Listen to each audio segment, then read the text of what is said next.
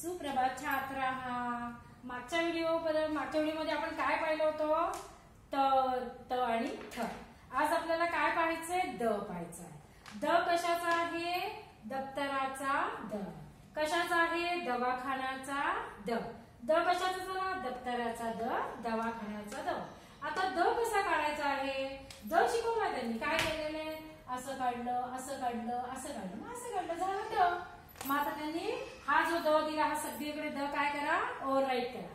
पुढे खाली दिलेल्या समान दिसणाऱ्या अक्षराखाली रेघ मारा. आता हा द आपण द शिकतोय तर दसरा. आपला फेस्टिवल काय? दसरा. दहा मराठीमध्ये दहा. दरवाजा म्हणजे दोर आणि दशरथ म्हणजे रामाचे वडील किंग, राजा किंग. पुढे द काय आहे? मदार. दळण, दगड, स्टोन. दळण म्हणजे आपण दळून आणतो तो दळण. आणि सदन, सदन म्हणजे घर. आता हा द दिसतोय, ह्याच्यामध्ये द कुठे दिसतोय? द ह्याच्या खाली अंडरलाईन करायची. दसरा, दहा, दरवाजा आणि दशरथ. इथे द कुठे आहे? मदत मध्ये द. दळण द, दगड आणि सदन मध्ये द. अशा प्रकारे द समान दिसणारा हा शब्द या अक्षरांमध्ये कुठे आहे त्याच्या खाली अंडरलाईन करायची. आता काय सांगितलं? पुढचा शब्द कोणता आहे? ध. कशातला ध आहे? धनुष्यबाणातला ध, धनुष्याचा ध. ध म्हणजे काय? धन. आपल्या जवळ असणारा खूप पैसा, त्याला दुसरा शब्द काय आहे? धन. हा कशाचा आहे? धनुष्य, धनुष्याचा धन. आता हा ध काढलाय. ध कसा काढला? पहिला असा छोटासा गोल करायचा, असं करायचं, असं करायचं, ध. पुढे आता खाली दिलेल्या समान दिसणाऱ्या अक्षरांखाली रेघ मारा. आता ध चाललाय. मध म्हणजे हनी, धरण म्हणजे डॅम, आंधळा म्हणजे ब्लाइंड आणि धडपड म्हणजे काही ना काहीतरी सारखं करत राहणे. धबधबा म्हणजे वॉटरफॉल. धवल म्हणजे आपण गेल्या संस्कृत मध्ये व्हाईट कलर. धपाटा म्हणजे आपण एक मारतो, पाठीवर धपाटा मारतो. आणि धन म्हणजे पैसा. आता हा धन याच्यामध्ये कुठे? ध कशाचा? मध मध्ये ध. ध धरण मधला ध, ध आंधळा मधला ध आणि ध धडपड मधला ध. ध धबधबा मध्ये दोन ठिकाणी ध आहे. धवल मधला ध, धपाटातला ध आणि ध धान. आता आपल्याला पुढेच शिकणार आहे आपण नळाचा न. न काय आहे? नळ जी घालतो की नाही, नळ. नंतर नळाचा न. आता न कसं शिकायचं आपल्याला? पहिले काय केले? असा केला आहे गोल, मग असं केलं, असं केलं आणि काठी दिली. अशा प्रकारे न आपल्याला न शिकायचं.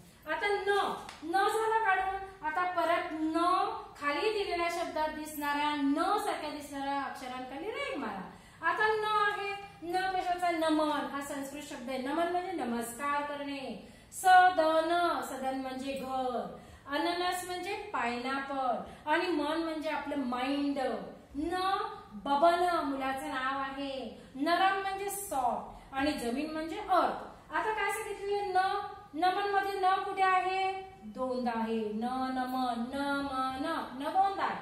सदन, न च्या खाली अंडरलाईन करायची. अननस, न दोनदा आहे. न कशाचा येतो? अननसाचा येतो. दोनदा अंडरलाईन केली. मन, न इथे आहे. न च्या खाली अंडरलाईन. न बबन, न च्या खाली अंडरलाईन केली. न नरम मधला न अंडरलाईन केली आणि जमीन मधला न अंडरलाईन केली. आता लक्षात आलं का तुम्हाला? समान दिसणाऱ्या अक्षरांखाली रेघ मारायचं. आता आपल्याला काय दिलेले? अभ्यास दिलाय जो आपण पाहिला की नाही. त वर्ग त द न त्याच्यावर आपला अभ्यास दिलाय. त्यांनी काय काय सांगितले बघा. चित्रांमध्ये रंग भरा. हे काय दिसतंय आपल्याला? हा काय आहे? ही बॅग आहे. हे काय? थर्मास. नंतर हा हे पुढे त, इथे त दिलाय, थ दिलाय, द न. त कशाचा दिलेला आहे? तवा. तवाचं चित्र दिलेलं आहे. थ कशाचा आहे? थव्याचा थ, हा थवा दिलेला आहे. ध कशाचा आहे? धनाचा धन, हे धन दिलेलं आहे. न कशाचा आहे? नळाचा न. आता इथे तसंच दिलेलं आहे त्यांनी. आपण काय सांगितलेलं आहे? आता इथे कशाचा दिलेला आहे त्यांनी? त मध्ये दिलेला आहे. त थ द थर्मास. नंतर नळाचा न, धनुष्यबाणातला ध आणि त कशाचा आहे? तलवारीचा त आहे.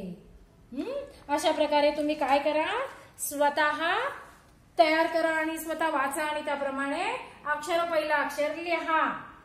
धन्यवाद.